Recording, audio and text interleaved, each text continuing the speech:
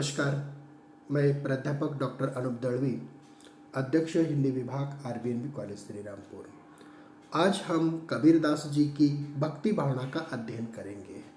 भक्ति 4 प्रकारों से की जाती है। एक दास्य भाव की भक्ति कि जिसमें भक्त और ईश्वर दोनों के संबंध सेवक और स्वामी के होते हैं।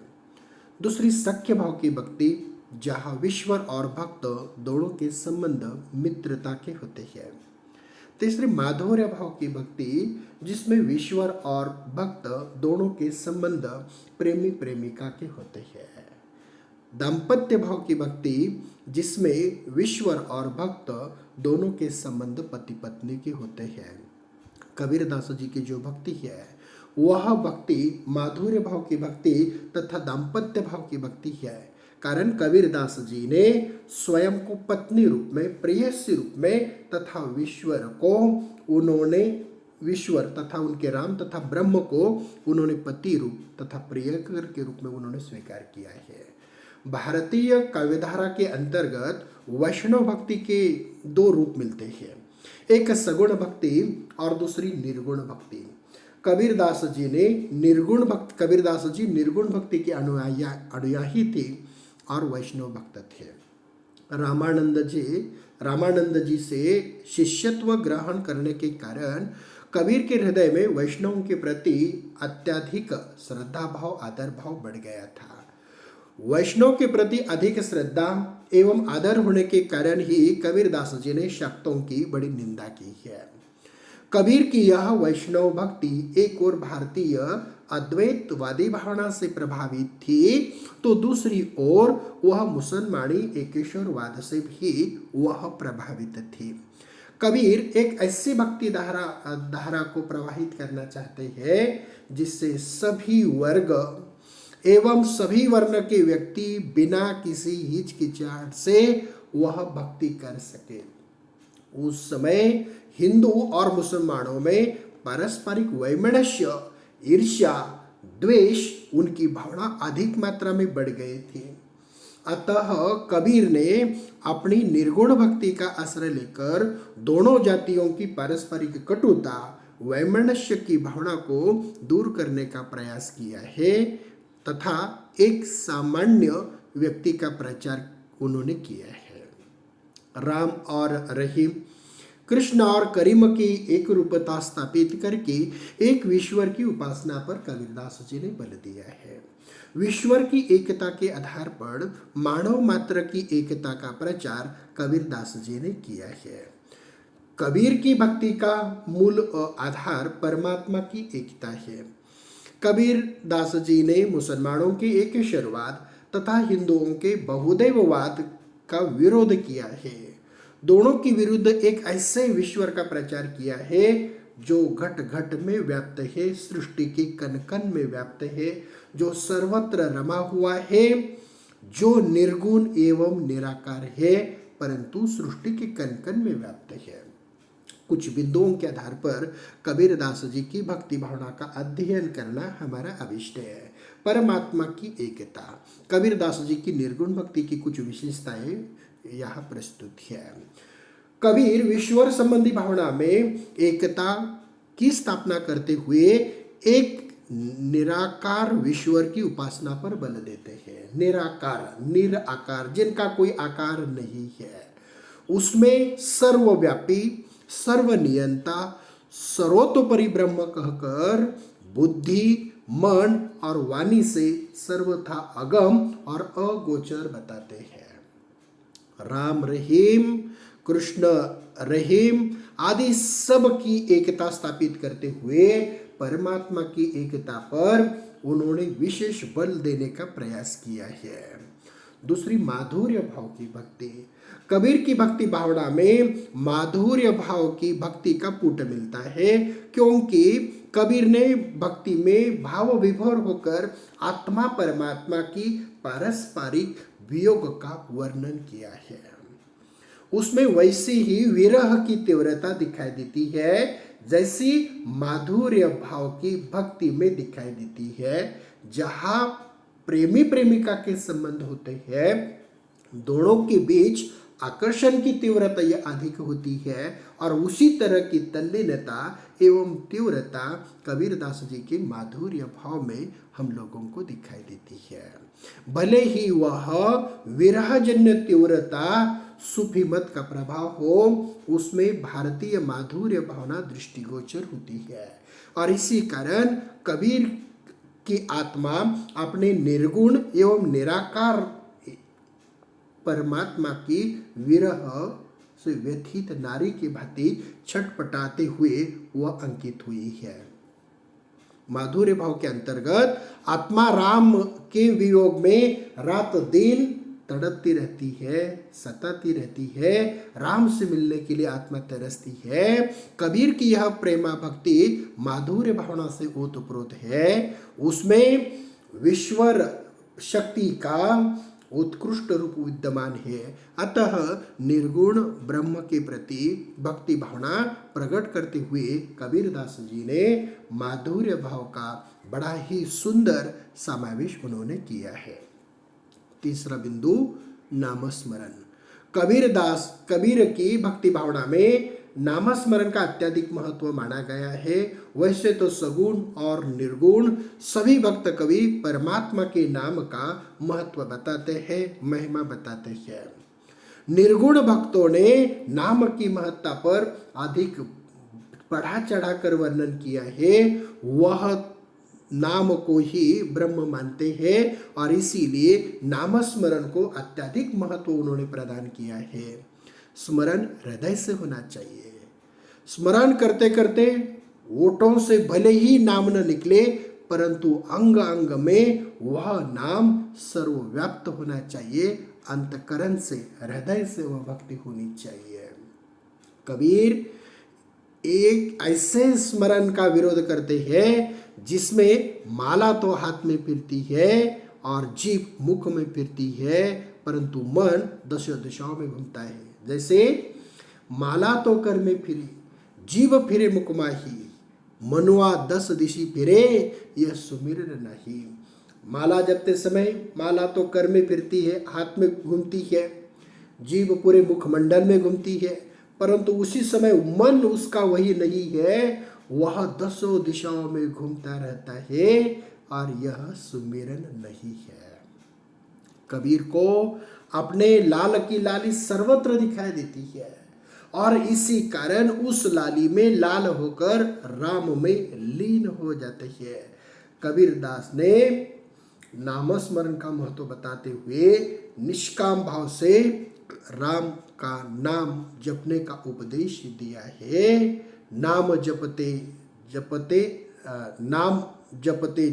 राम से एकाकार हो जाने का आग्रह भी कबीरदास जी ने किया है। कबीरदास जी ने गुरु की महत्ता को स्वीकार किया है। कबीर की भक्ति में गुरु का अत्यधिक महत्व प्रदान किया गया है।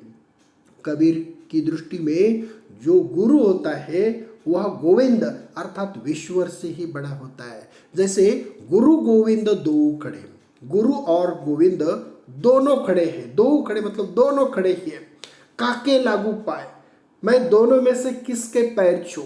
और आगे कबीरदास जी कहते हैं बलहारी गुरु आपने जो गुरु है वह शक्तिशाली है, वह बलहारी है। उन्होंने मुझे उस ईश्वर का, भगवान का पता बता दिया है जिन गोविंद देव बताए, उन्होंने उनका परिचय दिया है। इसलिए आत्मा और परमात्मा दोनों के बीच गुरु महत्वपूर्ण दुआ होता है। इसलिए मैं पहले गुरु के पैर छूंगा। गुरु भी उच्च कोटि का होना चाहिए, गुरु ज्ञान का भंडार होना चाहिए, गुरु में शिष्य की प्रदर्शन की पूर्ण क्षमता होनी चाहिए और वह सच्चा साधक भी होना चाहिए।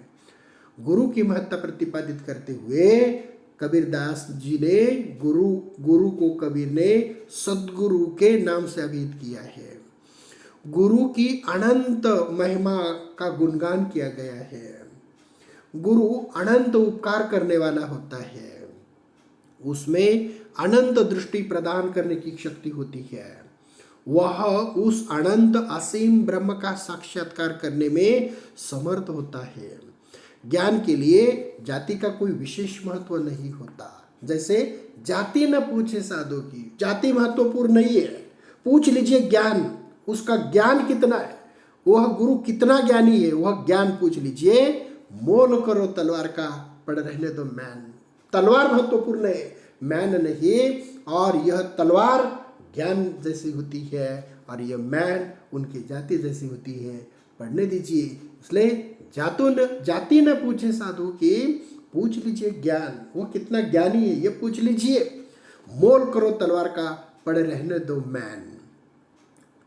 कबीर ने केवल सद्गुरु की सेवा करने के लिए आग्रह किया है।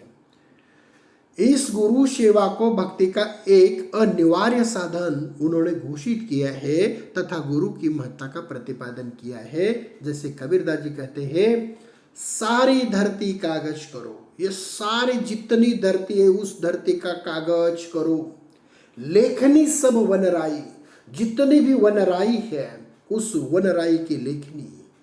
7 समुंदर की मछली करो, 7 समुद्र में जितना पानी है उसकी शाही बनाओ, फिर भी गुरुगुण लिखा नहीं चाहिए।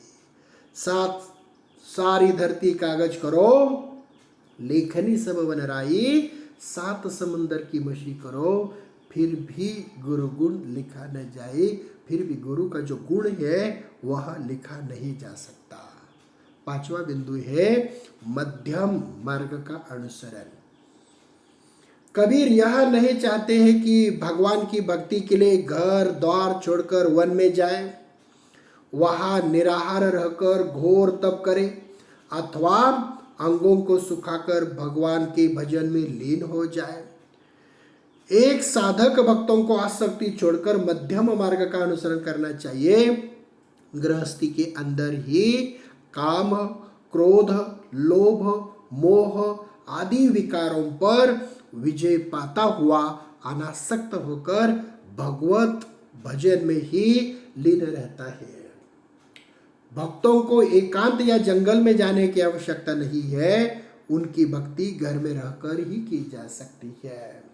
मन को वश रखने वाला व्यक्ति गृहस्थी होकर भी वैराग्यपूर्ण जीवन व्यतीत करता है, और एकांत में एकांतवास करने वाला व्यक्ति यदि मन पर नियंत्रण नहीं है तो वह वैरागी होकर भी विषयासक्त हो सकता है, मोह माया में फंस सकता है। अतः कबीरदास जी ने मध्यम मार्ग का अनुसरण करते हुए घर में रहकर ही भगवान की भक्ति में लीन होने का आग्रह किया है। 6वां बिंदु है आचरण की शुद्धता। आचरण शुद्ध चाहिए। कबीर की भक्ति की सबसे बड़ी विशेषता यह है कि उसमें सदाचार पर अधिक बल दिया गया है, जोर दिया गया है। कबीर ने सदाचार को भक्ति के प्रमुख अंग के रूप में स्वीकार किया है। इस सदाचार की प्राप्ति के लिए कबीर ने आचरण को शुद्ध करने का आग्रह किया है। इस आचरण की शुद्धता तभी संभव है जब एक साधक पूर्ण विकारों को उत्पन्न करने वाली 2 वस्तुएं, कनक और कामिनी का परित्याग करे। कनक मतलब सोना, संपत्ति, जायदाद, और कामिनी मतलब स्त्री, नारी। इन दोनों का अगर तुम परित्याग करते हो तो सभी प्रकार के जो विकार है उस विकारों पर विजय पा सकती है। अतः शुद्ध आचरण की आवश्यकता के लिए कुसंगति को त्यागने के लिए कबीरदास जी ने जोर दिया है, और सत्संगति मतलब सज्जनों की संगति का महत्व उन्होंने प्रतिपादित किया है। सज्जनों की संगति से मनुष्य शुद्ध आचरण की ओर प्रवृत्त होता है, और इसी से मानव की दुर्गति का विनाश हो जाता है। उसे सुमति प्राप्त होती है, सुबुद्धि प्राप्त होती है, और इसीलिए आचरण की जो शुद्धता है वह आवश्यक है। 7वां बिंदु है प्रपत्ति भाव का अनुगमन। कबीर की भक्ति में प्रपत्ति भाव को सर्वाधिक महत्व प्रदान किया गया है। प्रपत्ति का शाब्दिक अर्थ है आत्मनिवेदन। भक्त अपना आत्मनिवेदन करता है। वायु पुराण में इस प्रपत्ति के 6 अंग बताए गए हैं। जैसे एक, अपने इष्ट देव के अनुकूल गुणों को धारण करने का संकल्प। उसके प्रतिकूल गुणों का त्याग, इष्ट देव द्वारा रक्षा का विश्वास, रक्षक का गुणगान, आत्मसमर्पण और दैन्य, यह जो 6 अंग जो है वायु पुराण में प्रपत्ति के बताए गए हैं।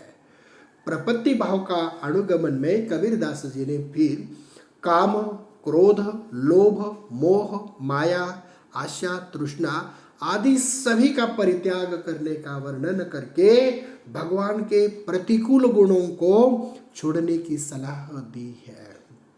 कबीर ने अपने इष्ट देव के प्रति पूर्णतया आत्मसमर्पण का जो भाव है वह प्रकट किया है। हठ योग का मिश्रण, कबीर की भक्ति पद्धति में हठ योग का मिश्रण मिलता है। कबीर ने भक्ति की तरंग में आकर स्थान स्थान पर ईड़ा, पिंगला, सुषुम्ना, कुंडलिनी, अष्टचक्र आदि का वर्णन किया है। इन सभी इनके संबंध भक्ति से स्थापित करते हुए अपने पदों में हठ योग एवं प्रेमा भक्ति का अद्भुत समन्वय पाया जाता है। संक्षेप में कहा जा सकता है, कबीर की भक्ति भावना का अध्ययन करने पर हमें ज्ञात होता है कि उसमें निष्काम भाव की प्रबलता है। निष्काम भावना मतलब जिसमें किसी प्रकार की कामना न हो, निष्काम भाव। निर्गुण ब्रह्म के प्रति अटूट श्रद्धा एवं विश्वास कबीरदास जी ने प्रकट किया है।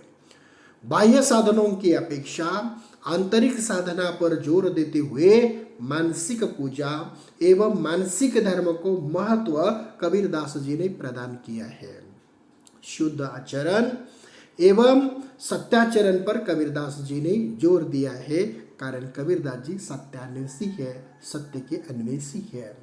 मृत्यु पूजा और अवतारवाद का खंडन करते हुए केवल नामस्मरण के द्वारा ब्रह्म के साक्षात्कार करने का आग्रह कबीरदास जी ने उनकी भक्ति पद्धति में किया है।